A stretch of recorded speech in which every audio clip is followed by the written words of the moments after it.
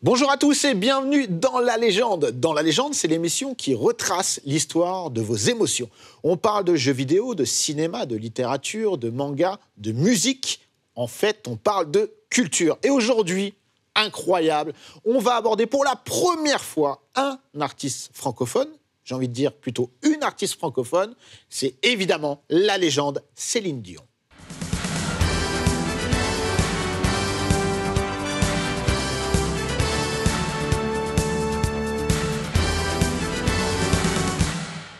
Et pour parler de cette légende, j'ai avec moi un plateau de choix composé d'experts en la matière.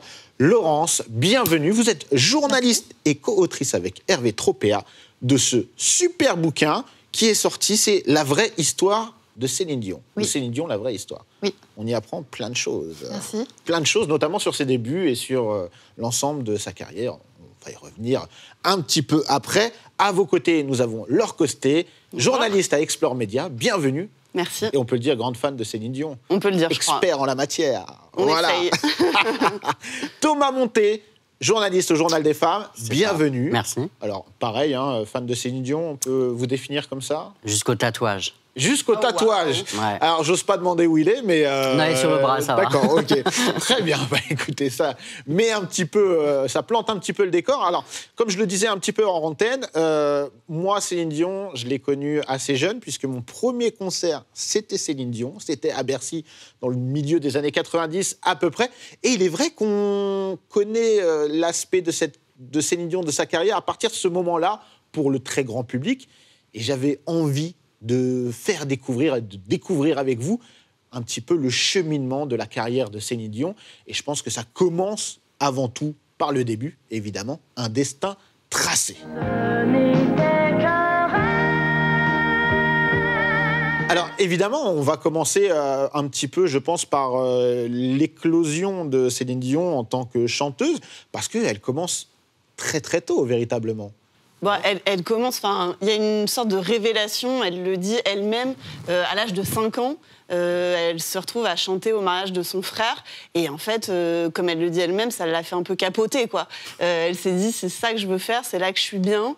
Et puis après, il y a tout un entourage familial qui fait que chez les Dion, on chante à toutes les occasions, pour les grandes occasions, mais aussi juste pour le plaisir de chanter. Donc voilà, elle vient vraiment d'une famille où ça a toujours chanté. Donc finalement, le destin était tout tracé. Et puis les frères et sœurs, ils ont plus ou moins tenté des carrières, ça n'a pas forcément marché, donc c'était elle ou personne chez les Dion, quoi. Donc il y avait une prédisposition artistique dans la famille Dion. Céline Dion va grandir dans quel environnement familial, justement Alors, Laure parlait de ce déclic à 5 ans, c'est aussi c'est le déclic de Céline et c'est aussi le déclic de ses parents. C'est-à-dire que c'est un mariage et Thérèse Dion et Adhémar Dion sont là. Et Thérèse et Adhémar voient les gens autour qui se figent et qui écoutent, et tout s'arrête, et tout le monde écoute. Céline Dion chantait cette chanson, qui est une chanson traditionnelle québécoise. Et Thérèse Dion va comprendre, là, que sa fille a quelque chose de particulier. Même si, effectivement, comme vous le disiez, elle baigne dans une famille, tout le monde joue d'un instrument de musique chez les Dion. Adhémar a créé un orchestre avec ses enfants dans lequel il va se produire à Repentigny, dans les environs de Charlemagne où ils vivent, qui est dans la banlieue de Montréal. Et Céline Dion, c'est la dernière de la famille, qui n'était pas une enfant désirée. Sa mère, quand elle tombe enceinte, elle a 40 ans, elle vient de marier son aîné. Et elle dit à Adhémar, à qui elle en veut beaucoup, elle lui dit, mais on a de la misère à arriver, juste au moment où on allait être tranquille, etc. Hop, je me retrouve enceinte. Et donc, c'est une enfant, au départ, qui est pas désirée. Et puis, évidemment, elle va être adorée, c'est la chouchoute de ses frères et sœurs, etc. Parce que c'est une famille nombreuse. C'est une famille de 14 enfants, c'est la 14e. À 34 ans, la mère de Céline Dion a déjà 13 enfants. Et elle dit, j'arrête. Et Céline Dion arrive. Voilà. Même dans le Québec de ces années-là, c'est une famille nombreuse, effectivement, 14 enfants. Et quand Céline Dion arrive, en fait, elle bénéficie de toutes les attentions et elle bénéficie surtout du temps de Thérèse Dion, qui, comprenant que sa fille a quelque chose, et Thérèse Dion elle-même, qui aime la musique et qui aime chanter, va tout faire et va lui donner ce temps qu'elle n'a pas eu pour ses aînés et va, à partir de l'âge de 12 ans, prendre le bus avec elle pour Montréal tous les après-midi pour aller démarcher des producteurs, trouver René, mais trouver aussi un autre producteur qui n'est pas dans la légende, qu'on a un peu oublié, mais qui mérite quand même d'y être. On en parle avec Robert dans le film, dans le livre, dans le bouquin. On peut en parler juste après. Donc, on l'a dit, 5 ans. Est-ce que c'était une forme d'espoir aussi pour la famille de voir que tout le monde a essayé, ou presque, et n'a pas forcément fonctionné? Et là, Céline Dion, la dernière, Pas désirée, on la voit qui cristallise l'attention à ce moment-là. Thomas. Même s'il ne misait pas forcément un billet sur le fait que les petites dernières pourraient devenir une énorme star, effectivement, à partir du moment où Thérèse se rend compte que sa fille a le petit truc en plus, et qu'en plus Céline, elle le dit elle-même, elle n'était pas bonne à l'école, elle s'ennuyait, donc en fait elle préférait se concentrer sur la musique, sa mère a dû sentir qu'il y avait peut-être quelque chose à faire, et à partir de là, c'est vrai qu'ils se sont dit, potentiellement, ce sera peut-être elle qui va décoller, embarquer, et effectivement, elle a misé sur le bon cheval, entre guillemets, parce que quand elle se met à démarcher, oui, là, c'est pas que les spectateurs dans les bars et les petites foires de province qui se rendent compte que, waouh, cette gamine, elle a une voix incroyable, c'est vraiment les gens de l'industrie qui écoutent, qui se disent « Attends, cette gamine, elle a 12 ans, qu'est-ce que c'est que cette voix ?» Là, effectivement, ça s'enclenche. Mais qu'est-ce qui se passe entre 5 ans et 12 ans, justement? Parce qu'elle commence à 5 ans, voilà, elle se révèle auprès de sa famille. Alors en fait, elle est, Thomas le disait, l'école, c'est pas du tout son truc, mais il faut quand même qu'elle aille à l'école. Donc elle regarde, elle guette ses frères et sœurs qui rentrent justement du bar, le vieux bar La Repentigny, qui est le bar du père, qui se produisent ou alors qui font des tournées. Et puis, il y a un espoir dans la famille qui est Michel, qui va devenir le régisseur de Céline pendant 25 ans. Mais Michel, il a monté un groupe qui s'appelle l'Éclipse et il veut vraiment faire carrière dans le showbiz. Donc, elle l'attend. Et dès qu'ils se produisent, elle est toute petite et elle leur dit « Raconte-moi comment ça se passe, etc. » Et à un moment donné, Thérèse elle démarre, dit « Bon, OK, allez, va sur le bar de temps en temps, va te produire au bar. » Et là, il arrive que son père, là, elle dort dans le bar, et son père, des fois, la réveille à 4h du mat en lui disant « Il y a un client qui voudrait que tu chantes ça, etc. » Donc, la petite Céline, la pauvre, elle est morte de sommeil, donc l'école, ça dure pas très longtemps. Et elle va dans ce bar où se produit son frère, et il y a l'impresario de son père, qui s'appelle Paul Levesque, qui tombe en arrêt quand il l'entend chanter, et qui va tout de suite voir Thérèse et Adhémar et qui dit « Je veux être son impresario ». Ah, déjà, donc elle est repérée en fait, carrément. Elle est repérée, et c'est son premier impresario. Et à cette époque aussi, effectivement, Thérèse va démarcher les producteurs à Montréal. Il y a un problème au Québec, c'est qu'il y a beaucoup d'enfants stars. Le Québec adore les enfants. Il y a beaucoup d'enfants qui chantent à cette époque-là. Et les producteurs disent non, mais il y a des enfants. Il y a René Simard notamment, Nathalie Simard qui arrive, etc. Il y a trop d'enfants qui chantent. Donc elle patine un peu. Et Paul Levesque arrive et dit voilà, moi je veux la signer. Donc il la signe. Et Thérèse, en maîtresse femme et en sachant qu'elle a de l'or entre les doigts avec Céline, et que Céline a une voix incroyable, elle lui fait répéter devant la glace. Elle voit des chanteuses à la télé, elle dit « Tu devrais répéter telle ou telle chanteuse, celle-là, laisse tomber, c'est pas intéressant. » Et donc Thérèse dit à Paul Levesque « Ok, ma fille, elle se contrat avec vous, mais il faut lui faire faire un disque, et lui faire faire un disque très vite. » Et Paul Levesque n'y arrive pas. Et n'y arrivant pas, et avec la pression incroyable de Thérèse, qui compose une chanson, parce qu'elle n'a pas de chanson non plus, donc sur la table de la cuisine, elle compose... Donc c'est sa mère qui va composer... Sa mère compose, son frère un de ses frères fait la musique, et Paul Levesque n'arrive pas à la faire enregistrer, et il appelle à la rescousse René Angélil, et là il y a 2 versions.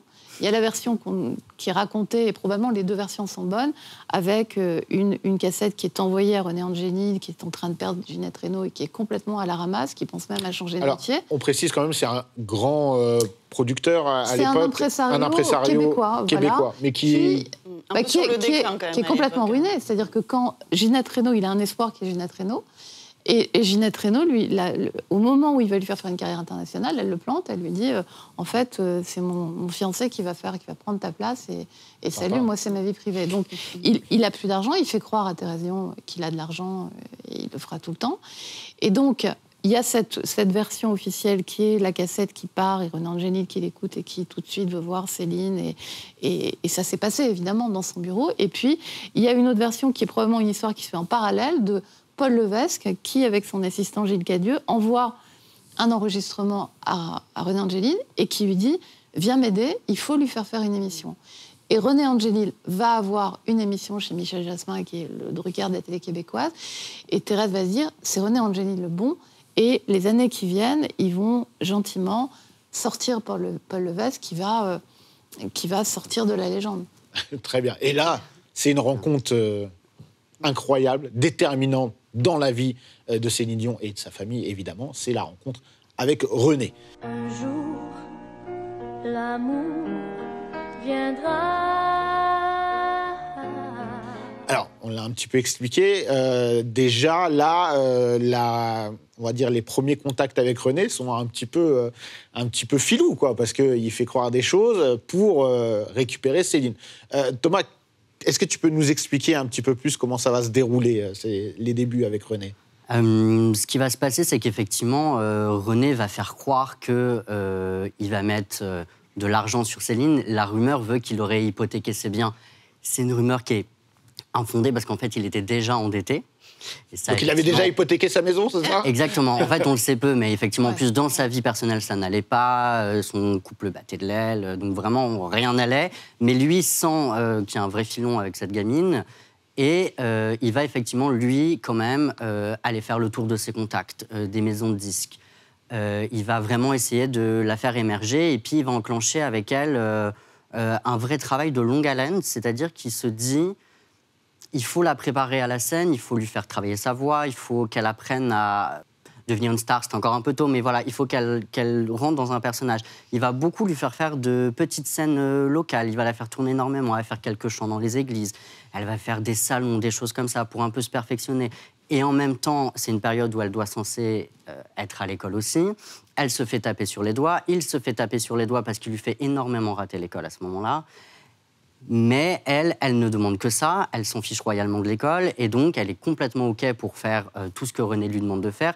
Thérèse est contente de voir que sa fille s'épanouit et que commence à se créer un petit quelque chose. Et donc c'est vraiment, c'est un travail de longue haleine. Il lui fait vraiment démarrer petit. C'est un investissement. C'est vraiment un investissement sur du long terme. Ouais. René est un parieur, on le sait. Donc il avait senti que fallait mettre petit, puis après ça deviendrait gros. Et à quel moment, Laure, René commence vraiment, véritablement, en tout cas, à gérer et propulser un petit peu Céline dans sa carrière, quoi. Parce que là, elle a 15 ans à ce moment-là, du coup. À peu près 15 ans. Elle a 12 ans au moment de la rencontre avec René Angélil. Et ça met combien de temps ? À 14 ans, 15 ans, elle commence à se produire. Oui, voilà, les premiers albums, La Voix du Bon Dieu, tout ça, on est sur la période de l'adolescence, il lui fait rencontrer Eddie Marnay, qui est très Oui, c'est une rencontre très importante. C'est l'autre rencontre déterminante. Il va lui composer... Alors, est-ce qu'on peut rappeler qui il est, hein ? Parce que lui aussi, c'est une légende, hein, pour le coup. Hein. Laure, je t'en prie. Eddie Marnay, c'est un des plus grands compositeurs de chansons francophones au Canada. Il a écrit pour les plus grands, et puis il est interpellé par la voix de Céline Dion, quoi. Il se dit, elle va peut-être réussir à interpréter mes chansons, et c'est une rencontre entre eux. Ils ont une énorme différence d'âge. Il est quand même plus proche en âge de René Angélil. Je pense même qu'il est plus âgé que René Angélil. Oui, il me semble. Oui. Déjà.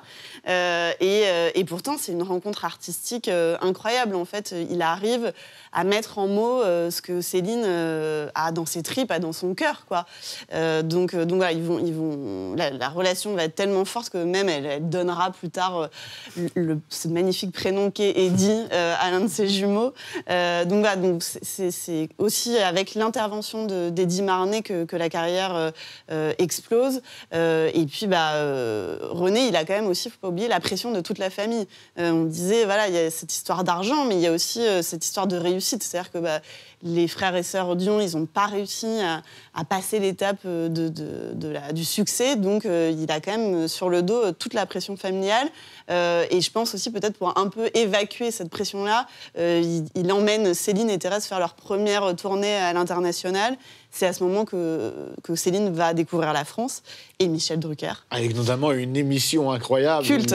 Où un Michel Drucker d'un autre temps, j'ai envie de dire, mais toujours aussi classe, va lui-même être estomaqué par Céline Dion. Alors, qu'est-ce que, justement, ça va changer de venir en France? Parce que à cette époque-là, pour contextualiser, Céline Dion, au Québec et au Canada, elle a déjà sorti des disques, du coup. Elle est déjà populaire, on sent déjà en elle un futur espoir, ou elle est déjà établie comme quelqu'un?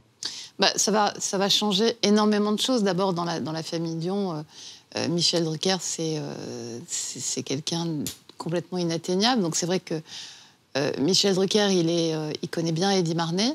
Et Eddie Marnay est effectivement une transmission, quelqu'un qui permet vraiment d'approcher Drucker et d'avoir cette émission, même si les recherchistes de l'émission de Champs-Élysées de l'époque ont repéré au Midem quand même Céline Dion. Le Midem, c'était avant Michel Drucker. Oui, c'était juste avant, et elle reçoit une invitation 15 jours après.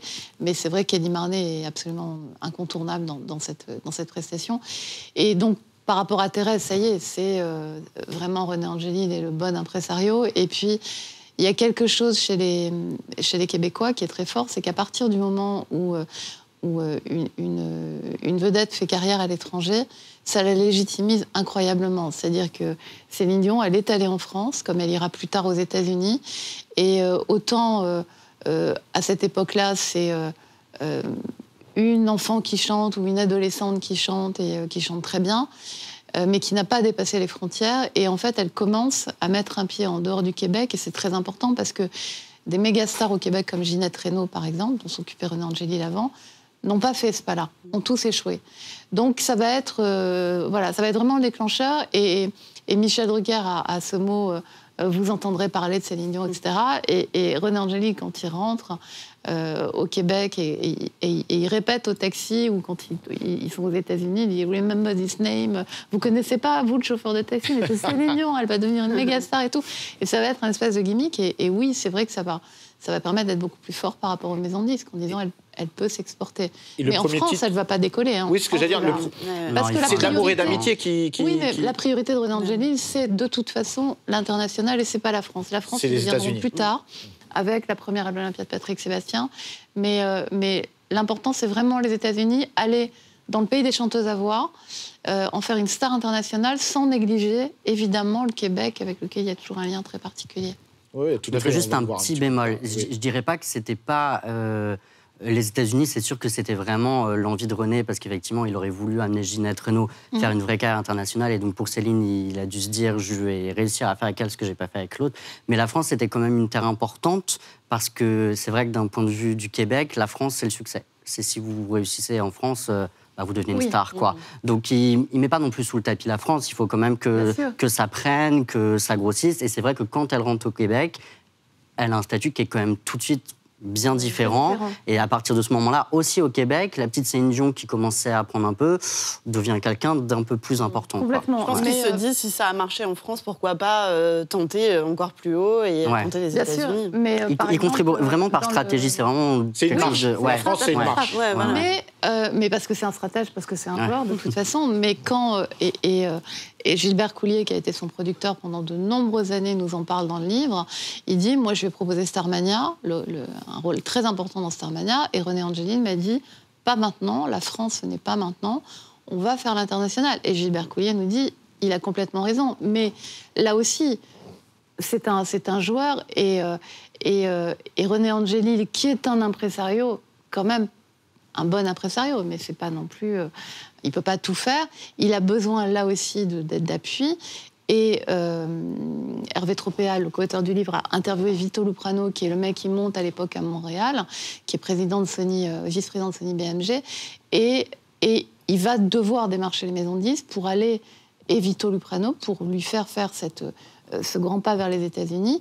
Et Sony, au départ, BMG Sony, ne veut pas, en disant il faut qu'elle continue à faire ses preuves... Au Québec. Et après, on ira peut-être aux États-Unis, et c'est là qu'il y a Plamondon, etc. Et Vito Luprano, qui au départ ne veut pas s'occuper de Céline Dion parce qu'il considère qu'elle chante des chansons de vieux, qu'elle est ringarde, et que Eddie Marnay, c'est super. Mais Eddie Marnay, on ne peut pas demander à un monsieur de 70 ans de se mettre dans la tête d'une adolescente de 15 ans. Et il faut qu'elle passe à une étape supérieure, qu'elle devienne, etc. Et c'est là où, en accord avec René Angélil, évidemment, il lui dit il faut qu'elle parle anglais. Et il va y avoir ce fameux break et tout ce travail. Mais l'objectif, elle dit non à Starmania pour faire les États-Unis. On va y venir juste après, mais le premier titre qu'il a fait connaître en France, donc c'est D'amour et d'amitié. Je vous propose qu'on regarde le clip parce que j'ai envie qu'on se fasse plaisir avec quelques images.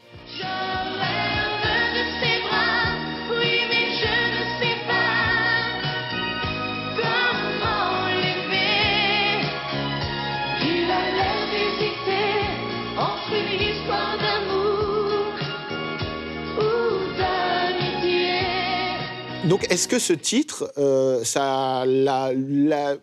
va dire, ça lui permet d'avoir un succès en France ou, comme vous le disiez, c'est une passade quoi, pour la France et puis après, Céline Dion, on oublie vite. Oui, c'est pas vraiment dans les critères de succès de l'époque, quoi. Alors après, il y a quand même un avantage pour elle, pour Céline, c'est qu'elle a cet accent canadien très fort quand elle parle, mais alors quand elle chante, ça s'efface complètement. Ouais.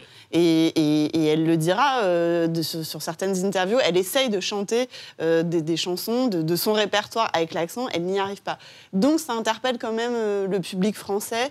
Il y a ce côté un peu exotique, voilà, d'une jeune fille habillée comme une enfant de 10 ans. Enfin, voilà, elle est vraiment habillée comme une écolière. Il y a un style très particulier. Voilà. Hein. Mais c'est aussi le premier titre sur lequel on se rend vraiment compte à quel point elle a une voix incroyable. Ouais. La fin de la chanson, elle vous tient une note, ça dure 15 secondes. Hein. Moi, j'essaye, j'ai pas le même souffle qu'elle, ça marche pas, c'est pas possible.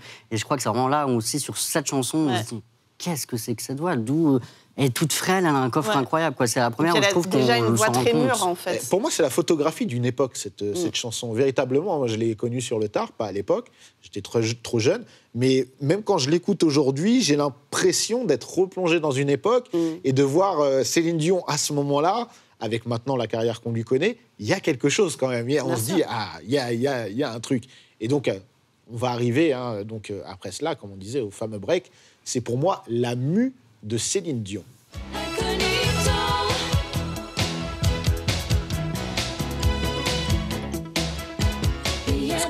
On peut parler véritablement de mue, parce que là, il y a limite un travail à tous les niveaux. C'est limite une préparation sportive. Qui veut embrayer sur le sujet, Laurence? En fait, ce qui se passe, c'est que Thomas le disait, René Angélil, il a une vie personnelle qui est compliquée, il divorce et il a besoin de faire un break. Il sent aussi qu'il est en train de tomber amoureux de Céline, il le confie à ses amis, il a besoin de faire un break et ça va être aussi l'occasion pour Céline d'en faire un. Vito Luprano nous raconte que il dit bon ok allez je vais m'occuper de Céline mais il faut qu'elle parle anglais. René Angélil est d'accord et il dit Vito Luprano raconte à Hervé Tropea, il dit votre livre. Merci. Il dit j'ai compris qu'en fait ce serait pas une difficulté pour elle parce qu'elle avait des talents d'imitation incroyable. Et c'est vrai qu'elle a des talents d'imitation dingues. Et effectivement, elle dit à René Angélil, ok, tu pars un peu, mais quand tu vas revenir, je parlerai anglais. Et elle est en immersion 2 mois chez Berlitz. Elle choisit la formule la plus contraignante, c'est vraiment 10 heures non-stop, etc. Et René Angélil, quand il rentre, elle prend aussi des cours de danse, parce que quand on regarde la Céline Dion des débuts et qu'on voit les premiers clips, comment elle danse comme on danse tous à nos premières booms, quoi. Enfin, la plupart c'est vraiment d'entre nous, années 70, mais, en fait. Ouais, c'est très saccadé, on sent qu'il n'y a pas une grâce incroyable. Elle n'a pas travaillé ça, quoi. Et donc, elle travaille ça, et René Angélil raconte que quand il arrive dans la maison de ses parents et qu'elle lui ouvre la porte, puisqu'elle a offert une maison à ses parents, qu'elle vit avec eux, elle ouvre la porte et il voit une jeune femme transfigurée, fine, bronzée, totalement métamorphosée, avec... on disait pas croque-top à l'époque, mais c'était un peu ça. Donc on voyait son nombril, elle était sculpturale.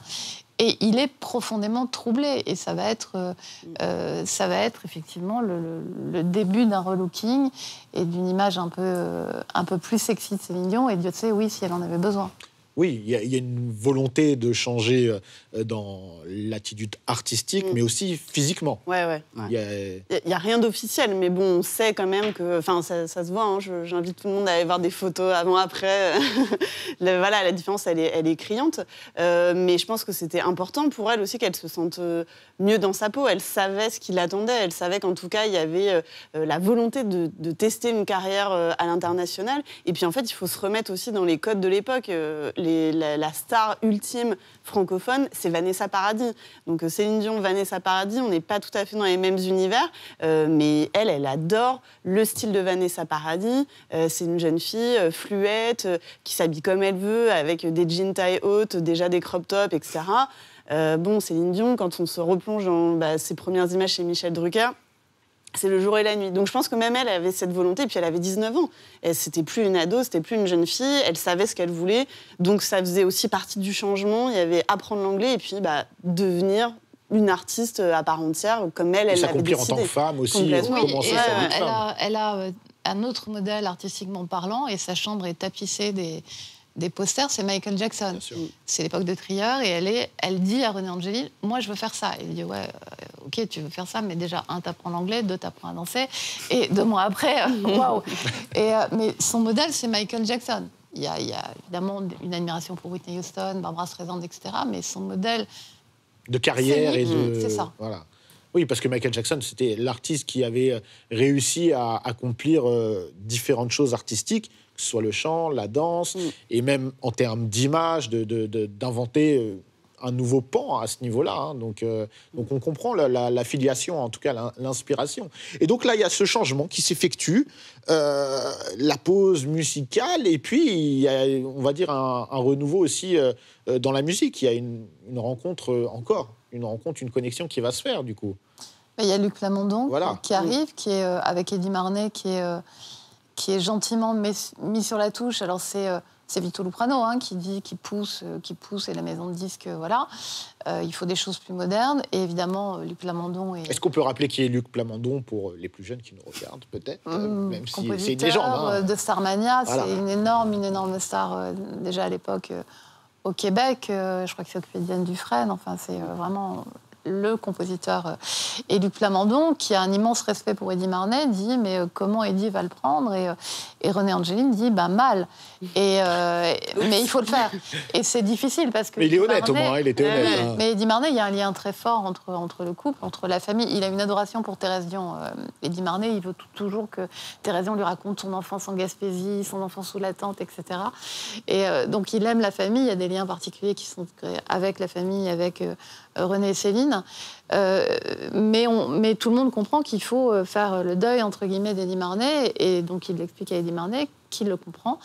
Et Luc Plamondon, une fois qu'Eddie Marnet a accepté la chose, l'a entériné en tous les cas, il va composer pour elle. Et ça va être ce premier album, Incognito, qui est l'album qui exige la maison de disques en disant « Ok, on veut bien tenter une carrière américaine, mais il faut déjà qu'elle fasse un gros carton au Québec, dans le monde francophone, et pour tester sa nouvelle voix, etc. Et on verra. Et si ça marche, on prend le pari. Et ça va être un succès. Ça va être un carton. Vous pouvez nous raconter, peut-être, Laure, Thomas, Incognito, Lolita. En fait, c'est ça. L'idée, c'était vraiment de quitter cette période chanson fleur bleue. C'était vraiment... effectivement, il y a eu les titres, Lolita, trop jeune pour aimer. Il y avait vraiment le côté... Il faut qu'on arrive à la faire sortir de cette petite gamine à... Ça devient un peu une jeune femme en fleurs, les premiers amours. Et donc, ils vont vraiment construire... même effectivement, les clips de l'époque, pardon. Alors, elle n'a jamais été réputée pour faire des clips incroyables. Mais c'est très drôle de voir les poses qu'elle prend. Les tenues de plus en plus sexy, le make-up qui a changé, la coiffure qui a changé.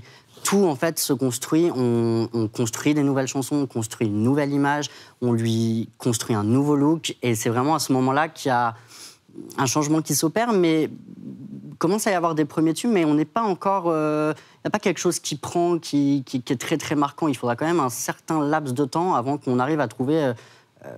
en fait, ce qui va être un peu le fil conducteur de sa carrière. Je trouve qu'il y a toute une période un peu floue, on tâtonne, on essaye des choses.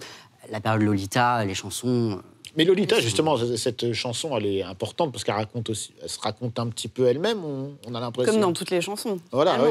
Tu dis que je suis trop jeune pour vivre avec un homme. Moi je te dis je m'en fous, I love you. Mais c'est vrai qu'en fait, souvent, elle chante ses chansons pour plaire à René. En fait, Céline, elle pense pas, elle n'est pas idiote, donc elle pense à sa carrière. Mais en fait, la première personne qu'elle veut séduire et à qui elle veut que ça plaise, c'est René Angélil. Donc Elle a une stratégie. tout passe, tout passe par le regard de René. Donc cette chanson Lolita, on peut se dire c'est une chanson produite, etc. Mais en fait, elle fait passer des sacrés messages quand même à l'homme qu'elle aime et qui a une belle différence d'âge avec elle. Bah oui, parce que c'est un secret pour personne. Hein. René et Céline vont par la suite se mettre en couple et il y a une différence d'âge de 26 ans, je crois, quelque chose comme ça. Et c'était une évidence pour eux. Donc déjà, il y a ces prémices de Enfin, c'est une évidence pour elle. Pour elle, Ouais. pas, Lui, pas c'est pour la lui pour le moment. Pour lui, ouais. ça l'est pas tout de suite. Ouais. Il a un fils qui a le même âge que Céline. Il lutte. Et puis, il voulait aussi sauver son mariage. Donc, il a essayé de le faire. Il n'a pas réussi. C'est aussi pour ça qu'il va tenir leur histoire secrète, parce qu'il va il va dire, mais le public ne comprendra pas. Déjà, il y a Thérèse qui ne comprend pas bien, et puis qui leur demande de rompre et ils n'y arrivent pas. Et enfin, Céline, en tous les cas, n'y arrive pas. Et puis, il a peur de la réaction du public. Donc, il va demander à Céline d'attendre qu'elle ait 25 ans pour officialiser. Et ce sera un supplice incroyable pour elle. Et il a conscience que c'est un supplice, parce que dans toutes les interviews, forcément, 20 ans, 25 ans, vous avez un petit ami. Elle ne chante que des chansons d'amour. Oui, je donc, pense qu'à ma carrière. Voilà, c'est un peu des réponses dictées par René Angélil. Et puis, elle va finir par craquer, dire oui, il y a quelqu'un, mais je ne peux pas vous en parler, par pleurer. Et il va se sentir Séquence qu'il culte. Voilà, Ah oui, oui. il faut officialiser, quoi. Ah non, c'était important de le rappeler, hein, parce que, bon, voilà, encore une fois, a posteriori, ça paraît évident pour tout le monde, mais quand on voit le cheminement... Mais c'est évident pour toute sa famille. Hein. Voilà. À partir du moment où elle a René en target, ils disent il va succomber. Elle veut un truc, ça prendra le temps qu'il faudra, mais il va y avoir quelque chose. Très bien. Bon, ceci étant dit, pour revenir à la musique, donc on l'a dit, l'album qui est un petit peu, qui se cherche un petit peu dans différents styles, etc. Il y a quelque chose qui va être important, c'est l'Eurovision aussi. Ah oui, 88, quand elle accepte de représenter la Suisse, allez savoir pourquoi, à l'Eurovision, qu'effectivement, c'est la pièce dans la machine qui fera quand même un peu décoller. C'est les prémices de la carrière internationale, quoi, parce qu'à ce moment-là, c'est quand même très, très suivi. Il y a un vrai enjeu. Autant aujourd'hui, vous gagnez l'Eurovision, vous n'êtes pas sûr derrière de faire une carrière, vous n'êtes pas sûr d'être matraque en radio. Autant à ce moment-là, c'est quand même un peu huge, quoi. Et surtout pour une artiste qui se veut internationale, qui se rêve en tout cas internationale, l'Eurovision, même si c'est l'Europe, hein, il y a quand même une portée qui est importante. Hein. Et au soir de la victoire, c'est quand même la première nuit avec René. c'est ça. oui. Il profite de premier l'absence baiser. de Thérèse qui est C'est là malade. qu'il succombe. Il se dit, elle a gagné, en fait. C'est aussi ça, c'est que lui, il reste professionnel malgré tout. Il se dit, là, elle a atteint un step dans sa carrière où, en fait, il la reconnaît en tant qu'artiste. Je pense qu'il est hyper fier d'elle et que, voilà, c'est le moment de bascule, en tout cas, dans leur histoire d'amour. Ouais. Et l'Eurovision, qu'est-ce que ça va changer dans sa carrière ? Est-ce qu'il y a quelque chose qui fait que ça va lui permettre, parce qu'elle commence les États-Unis quelques temps après. C'est après, ouais. Ouais, début 90. Voilà, Ouais. la fameuse conquête rêvée par René et aussi par Céline va débuter à ce moment-là véritablement. Oui, c'est plus. Enfin, Vito Luprano nous raconte dans le livre que c'est plus important pour le monde francophone que pour les États-Unis. En fait, L'Eurovision ? L'Eurovision, Oui, voilà. bien sûr. C'est vrai que ça l'installe dans le monde francophone et c'est probablement ça lui donne une confiance incroyable. Mais tout est déjà en place pour que ça continue aux États-Unis. Et justement, qu'est-ce qui est en place pour que ça continue aux États-Unis ? Parce que début 90, c'est ça, hein. Ouais. Début 90, elle va sortir un album en anglais, du coup. En fait, ils vont travailler, oui, ils vont travailler sur Unisson, ils vont partir avec, elle va partir avec René à Los Angeles et Miami aussi, je crois. Et il y a différents compositeurs très importants qui vont commencer à travailler sur l'album. Et elle dit que c'est une période, c'est une parenthèse incroyable dans sa vie perso avec René Angélil, parce qu'à l'époque, ils sont dans un motel pas très loin de la plage. Et en fait, ils ont un peu la vie d'un jeune couple.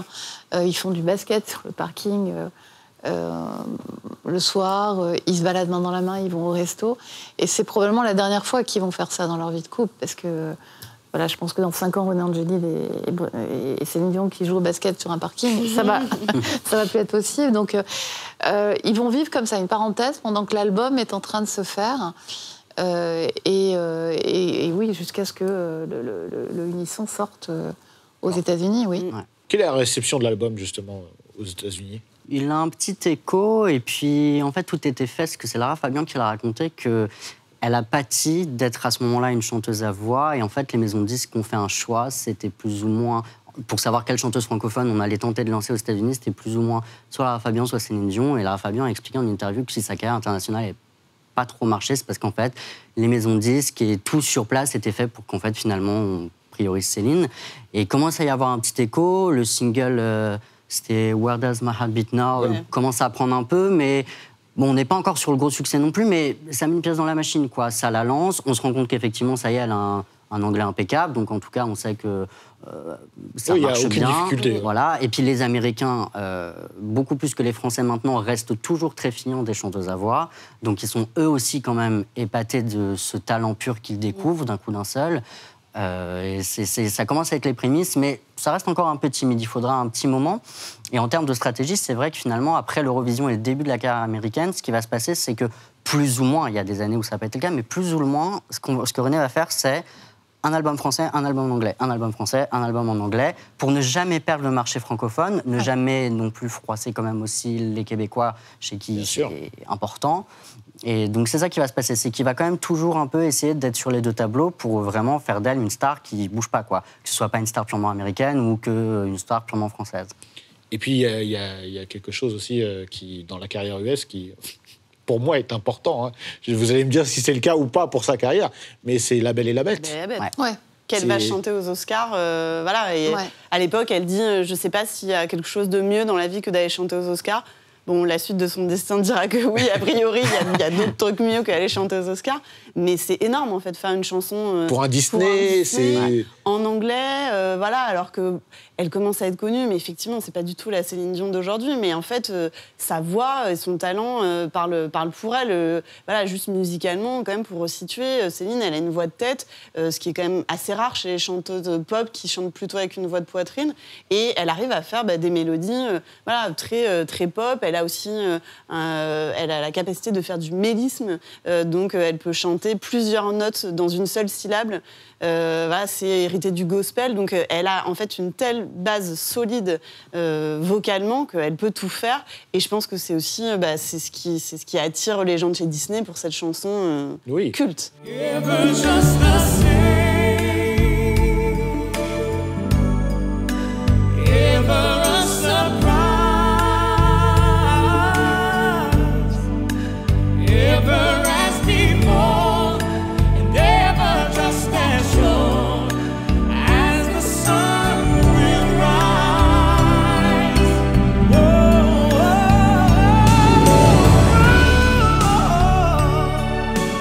Sachant que Disney, c'était extrêmement important, ça l'est encore aujourd'hui, mais à l'époque, il y avait un Disney par an et c'était très codifié. Et les chansons Disney, c'était quelque chose. Hein. Et ce qui est marrant, c'est que quand on interviewe justement des Québécois, ils nous disent que La Belle et la Bête et le fait d'avoir Céline Dion aux Oscars, ça a été un truc dingue pour eux. Parce que justement, ce sentiment, on est Québécois, on reste au Québec, et là, waouh, on a une artiste qui s'exporte et qui va chanter aux Oscars. Et ce qui est très drôle, c'est que cette chanson qui est incroyable, au départ, elle rechigne un peu à la chanter, comme elle a d'abord refusé de chanter Titanic, et c'est René Angélil qui a poussé. Et Beauty and the Beast, au départ, elle dit non, parce qu'il y a eu une autre chanson Disney un an avant, sur laquelle elle a été démarchée. Finalement, ils ont préféré une autre chanteuse. Je me rappelle plus qui, mais on en parle dans le livre. Non, c'est plutôt américaine. Et du coup, elle est un peu vexée, parce que c'est quelqu'un qui a un ego, qui est très compétitrice aussi. Céline Dion, elle est vexée, et elle dit ouais, il faut la convaincre. Et René Angélil sait la convaincre, donc il va la convaincre. Mais c'est vrai qu'il organise une projection uniquement pour elle, et c'est après avoir vu le film qu'elle dit oui. Alors honnêtement, j'en sais rien. Là, j'ai pas l'info. C'est ce que j'ai lu. C'est probable. C'est probable. C'est probable. Mais il va devoir la convaincre. Et c'est assez drôle parce que quand on repense à cette chanson qui est un vrai tournant et à Titanic, on se dit que... Mais c'est là aussi que Tommy Mottola et Vito Luprano le raconte à Hervé Tropea dans le livre. Vito Luprano, il voit Tommy Mottola et René Angélil voient Tommy Mottola dans une soirée. Et à l'époque, Tommy Mottola, il est totalement inaccessible. C'est le mari de Mariah Carey à l'époque. C'est le mec le tout puissant du showbiz US. Et il dit à René Angélil, tu peux m'appeler quand tu veux. Et il dit à Vito Luprano et à René Angélil, vous allez devenir très, très, très, très riches. Et il leur adresse la parole et il leur dit ça, quoi. C'est sympa hein, comme introduction. Hein. Ouais, voilà. Okay. Donc, après la Belle et la Bête, voilà, il y a Céline Dion aux États-Unis, c'est quelqu'un, on peut le dire. Mais en même temps, la France, à ce moment-là, elle est déjà elle l'a déjà acquise à la cause de Céline Dion, à ce moment-là. Oui et non, elle chante des chansons en français, donc les chansons de Luc Plamondon, L'amour existe encore, voilà, donc ça traverse l'Atlantique, ça vient jusque chez nous, mais c'est pas encore, elle fait pas forcément partie du paysage des chanteuses françaises. En fait, je pense que Il manquait quelqu'un, je pense. Je pense qu'il manquait quelqu'un. Transition toute trouvée. Non, mais voilà, c'est vrai que je pense que les Français, en fait, la voyaient plutôt comme une star étrangère qui chantait en français. Je pense qu'il y a plein de gens qui pouvaient s'imaginer qu'elle était américaine et qu'elle chantait en français, quoi. Ce qui était compliqué aussi pour elle, c'est du fait, mais elle l'a déjà dit après coup aussi, en fait, d'être quand même effectivement une Québécoise, de jamais être en France, même si elle vient pour de la promo. C'est pas pareil quand vous venez 3 semaines marteler de la promo que quand vous êtes dans le pays et qu'en fait, sur un an, vous pouvez faire des plateaux, des radios, on vous voit souvent, vous êtes dans la presse, etc. Et les gens s'attachent à vous. Effectivement, elle repartait toujours, donc même si les gens se disaient « Ah, bah, elle chante bien, elle a une super voix », bon, en fait, une fois que le single avait un peu tourné, après, elle était repartie, on l'oubliait un petit peu, et bon, c'était un peu compliqué de créer l'attachement aussi, quoi. Et puis, elle a été un peu meurtrie par son expérience, ses premières expériences françaises. Elle le dit d'ailleurs, enfin, Hervé Tropea, qui a coécrit le livre, a interviewé plusieurs fois Céline Dion, et elle dit une phrase, elle dit c'est pas forcément mon meilleur souvenir. Et effectivement, elle a fait la première partie de Patrick Sébastien en 1983 à l'Olympia, et elle a tourné avec lui pour rôder. Ils ont fait une tournée d'1 mois avant de faire ses dates à l'Olympia. Et elle arrive comme ça en première partie, elle se trouve face à un public qui n'est pas le sien, qui vient pour Patrick Sébastien, pour voilà. Superstar à l'époque, Patrick Sébastien, oui, qui cartonne à la télévision, qui cartonne partout. Mais dans un univers qui n'est pas du tout le sien. Voilà, tout à fait. Et c'est vrai qu'il se retrouve avec une jeune fille qui chante des chansons d'amour, et elle en parle assez peu, c'est 2-3 phrases qu'elle dit de temps en temps, et Patrick Sébastien lui-même dira dans ses mémoires que, bien sûr, elle avait une voix incroyable, mais qu'il n'imaginait pas du tout qu'elle ferait cette carrière-là. Mais elle est meurtrie. Il y a quand même il faudra les années qui arrivent pour la réconcilier complètement avec la France. Et il faudra une rencontre déterminante encore, celle avec Jean-Jacques Goldman. J'irai, tu iras, qu'importe la place, qu'importe l'endroit. On ne peut pas occulter la place de Jean-Jacques Goldman dans la carrière de Céline Dion, qui plus est pour nous Français et en France. Alors, comment ça va se passer, cette rencontre ? Alors, dans les... On est tous prêts. Voilà. Cette rencontre, en fait, quand elle se produit à l'Olympia, il y a Jean-Jacques Goldman qui a déjà repéré Céline Dion parce qu'il trouve incroyable qu'on ait une chanteuse à voix comme ça en France, qui parle en français, qui chante en français, et qu'on ne l'exploite pas davantage. Il est fasciné par le potentiel de Céline Dion, et il demande à la rencontrer, et il la rencontre par l'intermédiaire d'une directrice artistique de maison de disques qui s'appelle Virginie Auclair, et qui va faire le go-between, et qui a Goldman parmi le cheptel d'artistes qu'elle gère.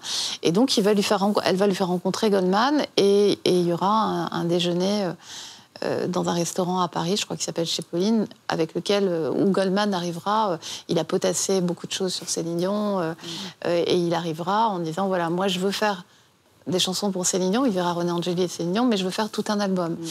Et René Angélil craint la réaction de Luc Plamondon, et dit non, mais quelques chansons. Il dit non, moi je veux faire tout un album. Et Jean-Jacques Goldman va travailler sur cet album, et donnera rendez-vous, je crois, 1 mois ou 2 mois plus tard, pour faire écouter ses premières chansons. Les premières maquettes. C'est ça. Alors, on parle de quel album ? Évidemment. Deux. Est-ce qu'on peut dire que c'est... on en parlait un petit peu hors antenne. Moi, c'est l'album qui m'a véritablement fait connaître Céline Dion. Est-ce que c'est l'album qui le fait connaître au très grand public en France ? C'est vraiment là où on se dit, ah ouais. Enfin, moi, je me rappelle à la radio, ça a passé, c'est le CD de titres, la cassette, évidemment. Et évidemment. Non, il y avait c'est le début pour moi d'une Céline Dion mania en France. C'est l'album qui change tout, et puis c'est toujours factuellement vrai aujourd'hui, parce qu'en fait ça n'a pas bougé, ça reste l'album francophone le plus vendu au monde, je pense que ça restera c'est aujourd'hui. Incroyable. 10 millions d'exemplaires. C'est énorme, c'est un record qu'en tout cas on ne battra jamais, je pense, aujourd'hui. Ouais.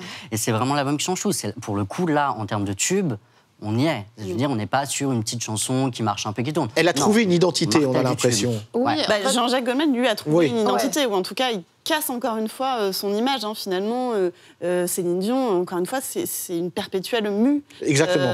Aidée L'adaptation. Voilà, c'est ça. Et Jean-Jacques Goldman, il la bouleverse complètement dans ce qu'elle a l'habitude de faire. Donc, comme on disait, on resitue à l'époque, c'est une star internationale, elle commence à avoir bien assis sa carrière aux États-Unis. Et Jean-Jacques Goldman lui dit, écoute, moi je vais t'expliquer, tu vas déchanter, mais au sens premier du terme, c'est-à-dire que vraiment, il lui dit, on Elle va va susurrer, elle va... voilà, il y a des extraits qui sont incroyables où il lui dit, il faut que tu aies une voix plus sexy. Avec c'est la un- guitare, quand c'est elle est... un murmure, j'aime voilà. beaucoup cet extrait. Et c'est génial, en fait, de voir cette création musicale. Et c'est, je pense, c'est ce qu'il fallait pour avoir ce dernier pont avec les Français. C'est-à-dire qu'on sait qu'elle a cette voix incroyable, mais elle a aussi une force d'interprétation qui est dingue. Et Jean-Jacques Goldman, il va chercher... dans les tripes de Céline Dion. C'est-à-dire qu'il les voit pour ce premier déjeuner, il commence à comprendre leur histoire d'amour, c'est même pas encore officiel, je crois, à l'époque, enfin, ils sont pas mariés, et il arrive à capter ce qui se passe entre eux. Et voilà, et ça va tout changer, en fait. Les mots de Jean-Jacques Goldman, lui, il connaît le public français, il sait ce qu'on Bien attend, sûr. et elle arrive avec son talent déchanté, mais c'est ce qui fera notamment le succès de Deux. Ouais. Et elle va le dire d'ailleurs, Goldman va le dire, il va dire quand je suis revenue et que j'ai chanté, il s'est retourné, et il chante à Céline et René, et en fait il les voit tous les deux qui pleurent en écoutant. Pour et que tu d'ailleurs, m'aimes encore, ouais. Pour que tu m'aimes encore, c'est la chanson préférée de René Angélil, et c'est une des 3 chansons qui va être jouée au moment de sa mort dans l'église, puisqu'il a tout millimétré, etc. Donc c'est une chanson hyper importante, et aujourd'hui c'est vrai que c'est un album transgénérationnel, c'est-à-dire qu'aujourd'hui, vous parlez à des gens qui ne sont pas fans de Céline Dion, qui vont vous dire « Ouais, moi, j'aime pas trop, mais ouais, Deux, je me rappelle, le truc avec Goldman, etc. » C'est vraiment resté dans les mémoires. Et un de ces musiciens, qui a été un de ses musiciens pendant 25 ans, Yves Frula, nous dit dans le livre, il nous dit, en fait, cet album, elle n'a jamais été aussi heureuse que quand elle a chanté Deux sur scène. C'est chanter en français, chanter ces chansons-là, c'est quelque chose qui la rend heureuse, et elle s'est éclatée. Je l'ai vue sur scène, mon premier concert, et beaucoup d'émotions. Voilà, Beaucoup il se d'émotions. passe, quand elle chante cet album, enfin son musicien, lui, il se passe quelque chose. Et c'est aussi pour ça que quand René décline et qu'elle sait qu'il va mourir, elle demande à Goldman de lui faire une chanson. Goldman dit, je t'ai tout écrit, mais elle lui demande de faire ce passage entre les deux rives, hein, comme elle le décrit.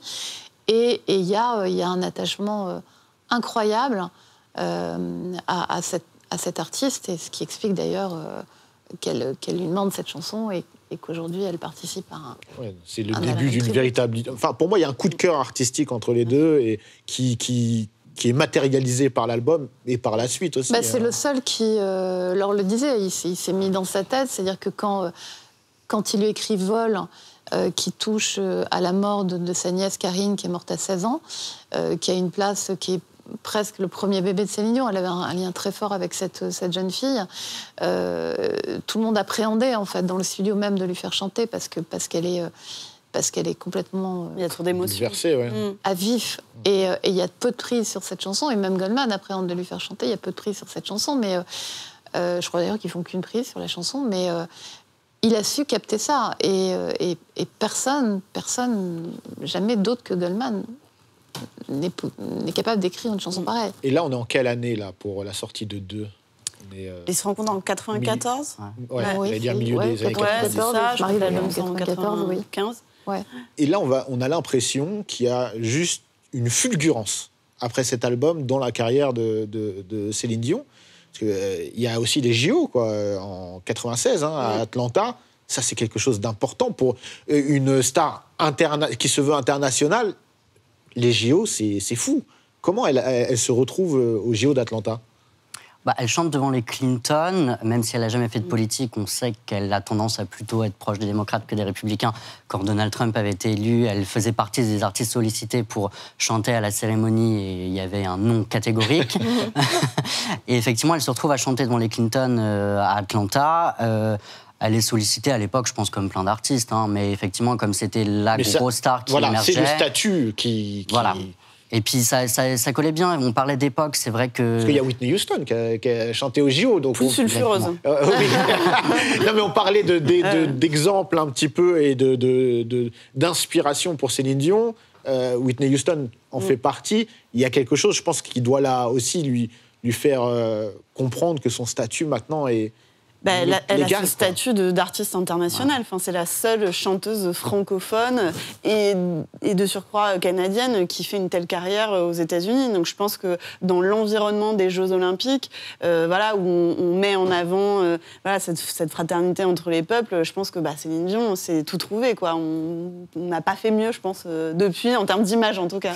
Et après, ça va être dur de suivre l'ascension parce que pour moi, elle n'est faite que de monter jusqu'à un certain moment. Mais là, je parlais des JO. Après, il y a un point culminant aussi, c'est Titanic. Ouais, il y a même All by Myself. All by Myself, évidemment, voilà. bien sûr. All by myself. Don't wanna be all by myself anymore. On va dire, les étoiles sont alignées. Ouais. On peut en parler, hein, avec plaisir. Là. Non, mais voilà, All by Myself, c'est vrai que c'est classique. C'est un classique. Tout le monde s'y essaye au karaoké et tout le monde chute. Voilà. Vous m'avez pas vu encore. Oui, pardon, excusez-moi, je présume. Voilà, en tout cas, je parle pour moi. Non, mais voilà, il y a cette note mythique qu'elle tient pendant 8 secondes, voilà, qui a été souvent copiée, mais jamais égalée. Donc voilà, c'est vrai qu'elle est dans une période d'explosion aux États-Unis. Elle continue à faire des ponts un petit peu avec la France. Et puis voilà, va arriver la BO de Titanic, My Heart Will Go On. C'est une sacrée épreuve parce qu'en fait, voilà, tout de suite, les producteurs viennent chercher René Angélil pour lui proposer cette chanson. Lui, il est fan. Et alors elle dit non, tout de suite, ça ne l'intéresse pas. Elle est sur d'autres bails. Voilà, elle sort des JO, etc. Enfin, voilà, elle pense à autre chose. Puis je pense qu'elle pense déjà aussi à une vie plus perso. Enfin, elle commence à arriver progressivement dans la trentaine. Donc voilà, elle réfléchit différemment. Et puis il y a cette proposition de faire la BO du film de James Cameron. Bon, à l'époque, c'est encore, je crois, le tournage de Titanic. C'est une catastrophe, hein, le tournage du film, c'est le Titanic dans le Titanic. Mais bon, les producteurs misent beaucoup là-dessus. Et donc, ils se disent Céline Dion. Et puis bon, finalement, René finit par la convaincre, lui dire allez, on fait une maquette, on essaye, etc. Elle est un peu saoulée. Elle dit bon, allez, go, je le fais. Je fais juste une maquette pour voir. Et elle a une voix très particulière, qui est une voix où elle a pris beaucoup de café, enfin, ce qui lui arrive pas souvent. Il faut dire quand même, elle a une rigueur d'entraînement. Céline Dion, c'est 15 minutes d'entraînement tous les jours, quoi qu'il arrive, et 1 heure d'entraînement musical pendant les tournées, mais c'est vraiment tous les jours. Enfin, moi, je sais pas, j'arrive pas à faire 10 minutes d'abdos tous les jours, mais si elle arrive à le faire tous les jours, c'est fou. Et donc, elle enregistre My Heart Will Go On, comme ça, un peu au débeauté, avec la voix plus dure que d'habitude, avec du café. Et en fait, ça restera le seul enregistrement. C'est-à-dire que c'est une prise. Ah oui. Et c'est la chanson qu'on continue à écouter aujourd'hui, quoi. Incroyable. Après, on passe les détails de désarrangement entre René Angélil, la prod, etc. Mais voilà, on se dit ça a failli ne jamais arriver. Et puis finalement, c'est resté une prise. Et quelle prise, quoi. Oui, il y a le succès du film, mais aussi le succès de la BO. J'ai l'impression que les deux se sont tirés vers le haut mutuellement. C'est, encore une fois, c'est un sommet. Hein, c'est un peu paradoxal parce que c'est le film Titanic, mais c'est vrai que ça reste un sommet de la carrière de Céline Dion. Son statut est, comme on l'a dit, incontestable.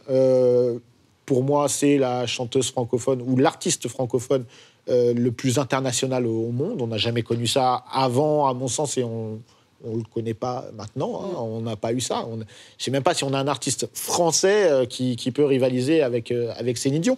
Qu'est-ce qui va se passer après ? Parce qu'on sait que il y a des événements personnels qui vont bouleverser sa carrière. Hein. Il y a la maladie de son mari, son défunt mari maintenant, qui va faire que tout va se mettre en parenthèse à un moment où elle était au sommet, quoi. Ouais. Encore une fois, c'est une pause. Ouais. En fait, la maladie de son mari, il a quasiment toujours été malade. C'est-à-dire qu'elle a, je crois qu'elle a 24 ans quand il fait une première crise cardiaque et qu'elle lui sauve la vie en l'emmenant à l'hôpital. La vie de Céline Dion, c'est une vie, elle a toujours vécu entourée de médecins. Les médecins, parce que René Angélil était malade, les médecins, parce que elle avait des problèmes de fertilité, elle voulait absolument avoir un enfant. C'est les médecins pour soigner sa gorge, puisque sa première extinction de voix, elle est en 1989, donc c'est quelqu'un, Laure le disait, qui a une hygiène de vie absolument incroyable, qui connaît parfaitement sa voix, qui connaît parfaitement son corps. Et il y a, enfin moi c'est quelque chose que j'ai découvert en écrivant le livre, qu'on a découvert avec Hervé Tropper en écrivant le livre, c'est que c'est quelqu'un qui souffre tout le temps physiquement. C'est son corps à qui elle demande beaucoup et elle adore les talons vertigineux, donc aujourd'hui elle paye aussi la scène en pente du César Palace. C'est sa voix, il faut se méfier des courants d'air, elle l'entretient, il y a ses exercices. Elle trimballe même des masques à oxygène dans sa limousine. Oui, bien sûr, et à Vegas tout a été construit justement pour préserver sa voix parce que le climat est très particulier, très sec. Très sec, oui. Donc elle vit, Céline Dion, elle vit entourée de médecins depuis toujours. Mais effectivement, dans ces années-là, il y a une récidive du cancer de René Angélil qui doit s'arrêter, et ça correspond à un moment aussi où commence à arriver dans leur tête l'idée de Las Vegas. Donc finalement, tout ça se goupille assez bien. Pourquoi Vegas ? Parce que on est dans les années 99, il y a Napster qui arrive aux États-Unis, donc on sent que Napster, l'industrie plateforme de téléchargement voilà. Donc, de musique à l'époque. voilà. Légendaire. Donc René Angélil, en visionnaire qu'il est, sent que l'industrie du disque va quand même en prendre un sacré coup et se dit que le truc qui va rester, c'est les grands spectacles et la scène.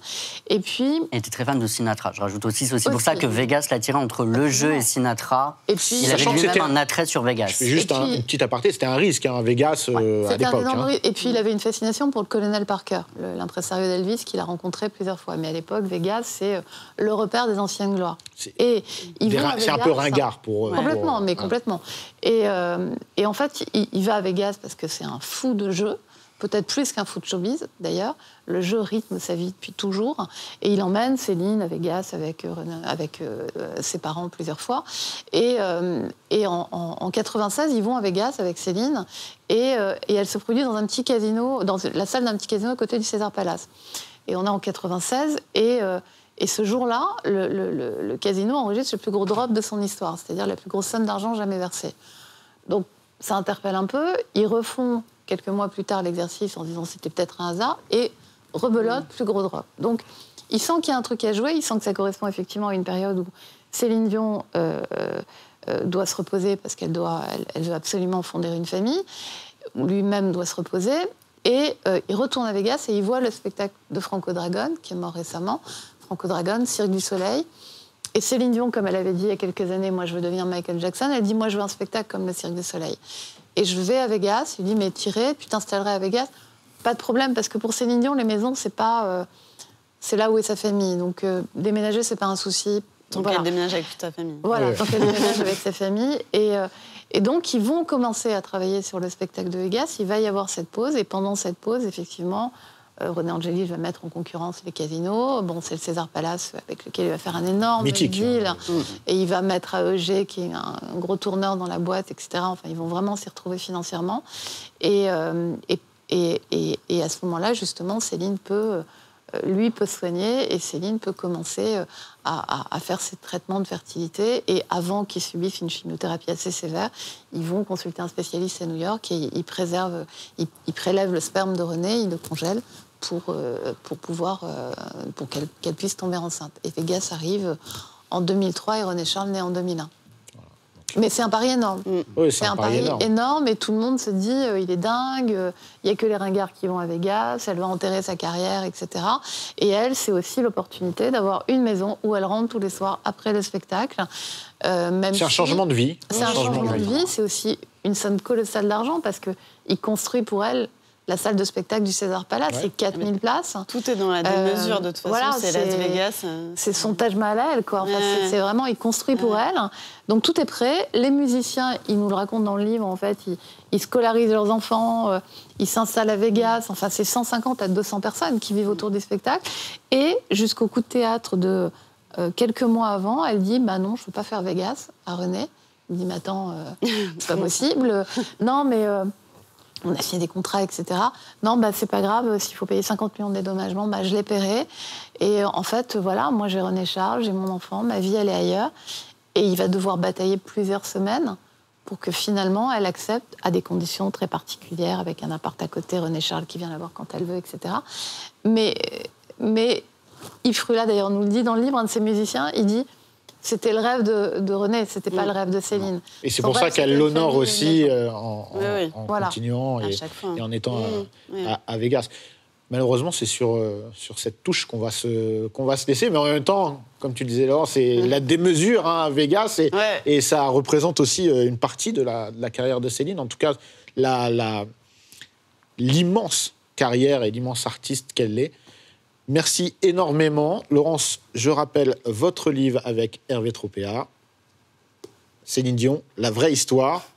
Et je vous remercie énormément pour cette émission pleine d'émotions.